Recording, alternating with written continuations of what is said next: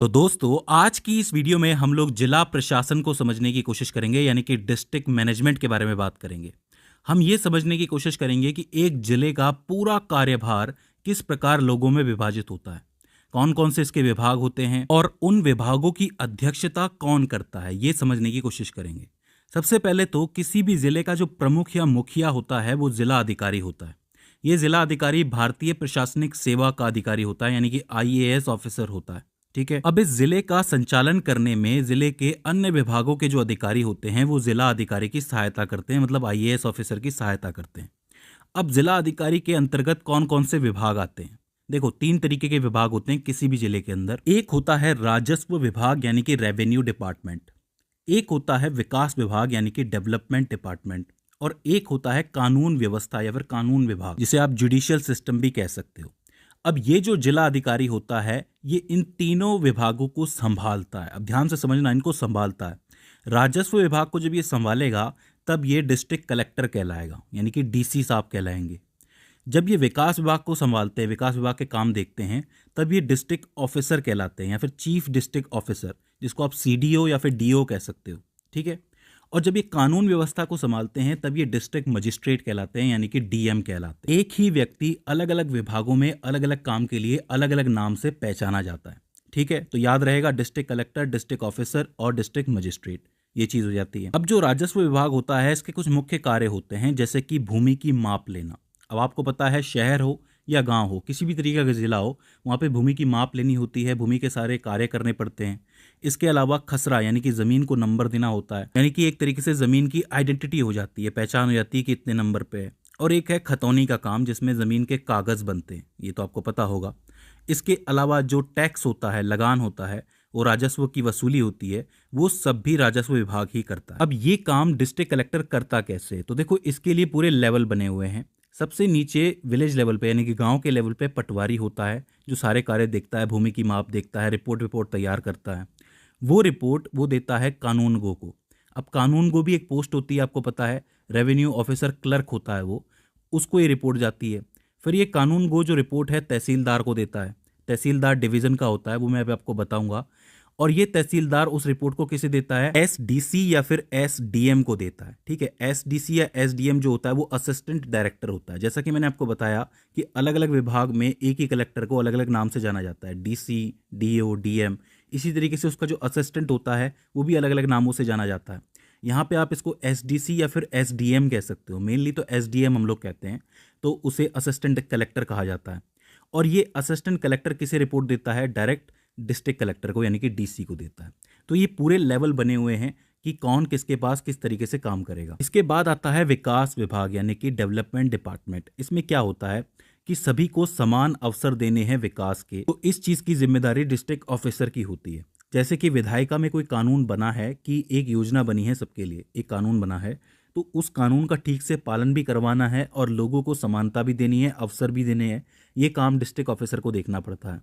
इसके अलावा पानी, बिजली, सड़क, शिक्षा, स्वास्थ्य, इन सब की सुविधा देनी होती है। इन सब के अपने विभाग बने हुए होते हैं। पानी का विभाग होता है, बिजली का होता है, सड़क का भी होता है, परिवहन जिसको आप कहते हो, शिक्षा का होता है, स्वास्थ्य का होता है। तो डिस्ट्रिक्ट ऑफिसर को ये देखना होता है कि ये सारी सुविधाएं और समान अवसर सबको मिल रहे हैं कि नहीं।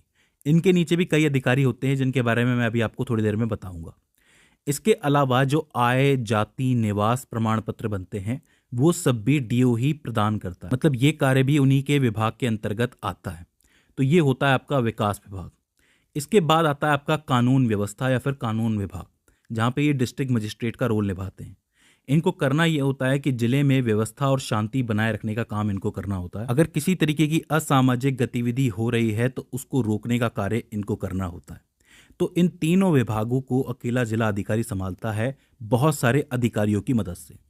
अब हम जानते हैं एक एक करके कि इनके अधिकारी होते कौन है और किस स्तर पे काम करते हैं। देखो, सबसे पहले हम बात करते हैं राजस्व विभाग के सभी अधिकारियों के बारे में।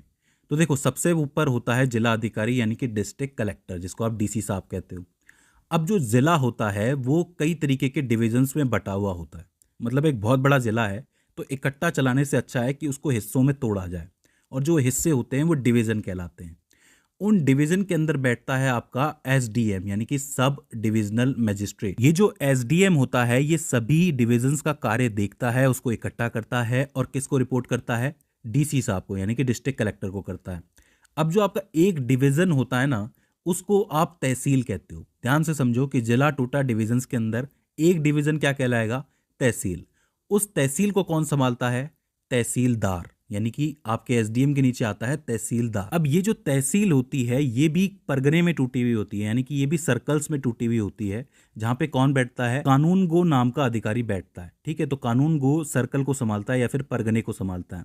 और इस परगने के अंदर कई सारे गांव हो सकते हैं, थोड़े बहुत हो सकते हैं, और गांवों के लिए कौन काम करता है, पटवारी या लेखपाल। तो मतलब आप जमीनी स्तर से बात करोगे तो जमीनी स्तर पे सबसे पहले पटवारी, उसके बाद कानूनगो, फिर तहसीलदार, फिर एसडीएम और फिर डीएम। अब जितने भी लगान या फिर टैक्स कलेक्टिंग के मामले होते हैं या फिर लोग रजिस्ट्रेशन कराते हैं, तो रजिस्ट्रेशन में जो रेवेन्यू पैदा होता है, आपको पता है कि आपको थोड़ा टैक्स देना पड़ता है हर ज़मीन की रजिस्ट्री के ऊपर, उस ज़मीन की कीमत के हिसाब से।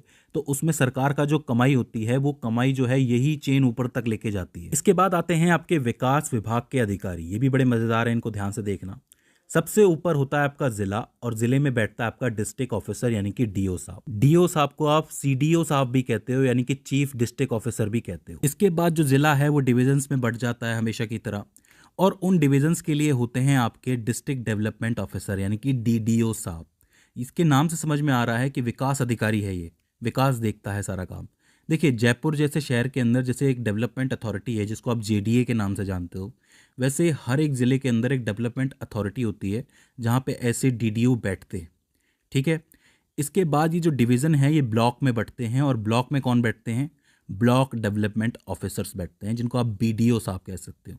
तो सीडीओ, डीडीओ, बीडीओ, और उनके नीचे आते हैं गांव, यानी कि जो आपके ब्लॉक होते हैं, ब्लॉक गांव से ही बनते हैं। तो गांवों में कौन बैठता है, विलेज डेवलपमेंट ऑफिसर यानी कि गांव का विकास करने वाला अधिकारी। इनको आप कहते हो वीडीओ साहब। तो ये आप आसानी से याद रख सकते हो, सीडीओ, डीडीओ, बीडीओ और वीडीओ, चार ही अधिकारी इसके अंदर होते हैं जो हर स्तर के ऊपर विकास देखते हैं, विकास की सारी गतिविधियां देखते हैं। इसके अलावा कुछ एक अन्य अधिकारी भी होते हैं जो विकास विभाग में अपनी भूमिका निभाते हैं। एक होते हैं आपके सीएमओ साहब यानी कि मुख्य चिकित्सा अधिकारी, चीफ मेडिकल ऑफिसर। इनका काम ये होता है कि स्वास्थ्य को देखना होता है, स्वास्थ्य व्यवस्था को देखना होता है। इसके अलावा बेसिक शिक्षा अधिकारी होते हैं जो बेसिक शिक्षा को देखते हैं। जिला विद्यालय निरीक्षक होते हैं जो जिले के सारे विद्यालयों का निरीक्षण करते हैं, स्पेशली 9वीं से 12वीं तक के लिए। और आखिर में आते हैं समाज कल्याण अधिकारी, जो कि छात्रवृत्ति देते हैं, वृद्धावस्था पेंशन देते हैं, जो समाज का कल्याण करते हैं हर तरीके से। तो ये भी एक इंपॉर्टेंट अधिकारी होते हैं। तो ये सारे मिलके विकास विभाग को संभालते हैं। तो आपका विकास विभाग पूरा हो जाता है। अब आपको याद रह जाएगा, याद रखना, सीडीओ, डीडीओ, बीडीओ और वीडीओ। इसके बाद आखिर में आती है कानून व्यवस्था। ये भी बड़ी मजेदार है, इसको भी याद रखना आसान है। देखिए, सबसे पहले होता है जिला। जिले में सबसे ऊपर बैठते हैं डीएम यानी कि डिस्ट्रिक्ट मजिस्ट्रेट साहब। लेकिन डीएम के साथ पुलिस को संभालने के लिए एसएसपी भी बैठाया जाता है, यानी कि सीनियर सुपरिटेंडेंट ऑफ पुलिस। लेकिन मान लो अगर जिला छोटा है तो उनकी जगह पे एसपी साहब को बैठा दिया जाएगा। ठीक है, तो इस बात को याद रखना है कि जिला बड़ा है तो एसएसपी और छोटा है तो एसपी। तो ऊपर 2 लोग हो गए। इसके बाद जिला जो है सर्कल्स में टूटता है, सब डिविजन्स में टूटता है, जिसको आप वृत्त भी कहते हो। उनमें बैठते हैं एसडीएम और डीएसपी, यानी कि सब डिविजनल मजिस्ट्रेट हो गए एसडीएम तो, और डीएसपी कौन हो गए, डेप्यूटी सुपरिटेंडेंट ऑफ पुलिस। ठीक है, इसके बाद ये जो वृत्त हैं आपके सब डिवीजन हैं, ये थाना क्षेत्र के अंदर टूटते हैं। थाने के जो क्षेत्र होते हैं उनके अंदर मेनली इंस्पेक्टर बैठता है और एसएचओ बैठता है। अब एसएचओ वो होता है जिसके 3 स्टार्स होते हैं। इसके अलावा अगर वो 3 स्टार नहीं है तो वो एसओ कहलाता है, स्टेशन ऑफिसर कहलाता है। एक स्टेशन हाउस ऑफिसर एसएचओ और एक स्टेशन ऑफिसर एसओ। और फिर ये जो थाना क्षेत्र होता है इसके अंदर भी कई सारी चौकियां होती हैं। तो उन चौकी में कौन बैठता है, एएसआई यानी कि असिस्टेंट सब इंस्पेक्टर। तो ये जो आपको पूरी चेन दिख रही है, जिला, जिला के बाद सब डिविजन यानी कि सर्कल्स, उसके बाद थाना क्षेत्र, उसके बाद थाने क्षेत्र के अंदर चौकी, ये सारे मिलके कानून व्यवस्था को संभालते हैं। अब इसके अंदर एक बात ध्यान देने वाली है, वो ये है कि अगर मान लो कि जिले की आबादी 10 लाख से ज़्यादा है तो यहाँ पे एसएसपी या एसपी की जगह डीसीपी बैठता है, directly deputy commissioner of police बैठता है। क्योंकि यहाँ की जनसंख्या बहुत ज़्यादा है तो डीसीपी की ज़रूरत पड़ती है। और नीचे आपको डीएसपी दिख रहा है सब डिवीज़न के लेवल पे, इसकी जगह कौन बैठता है, एसीपी बैठता है। एसीपी का नाम आपने सुना होगा, तो वो एसीपी बैठता है। तो याद रखना, बहुत बड़े जिले हो जाते हैं जब 10 लाख से ऊपर की आबादी आ जाती है तो डीसीपी और एसीपी बिठाए जाते हैं। तो दोस्तों, ये हो जाते हैं तीनों विभाग और तीनों विभागों के अधिकारी। आई होप आपको पूरी चेन समझ में आई होगी कि कौन कहाँ किस तरीके से कार्य करता है। अगर इसके बाद भी इसमें आपको कोई कन्फ्यूजन आता है, कोई क्वेरी आती है या फिर हमसे कोई गलती हो जाती है, तो आप हमें कमेंट सेक्शन के अंदर बता सकते हैं। तो दोस्तों, आज की इस वीडियो के अंदर बस इतना ही। See you in the next one.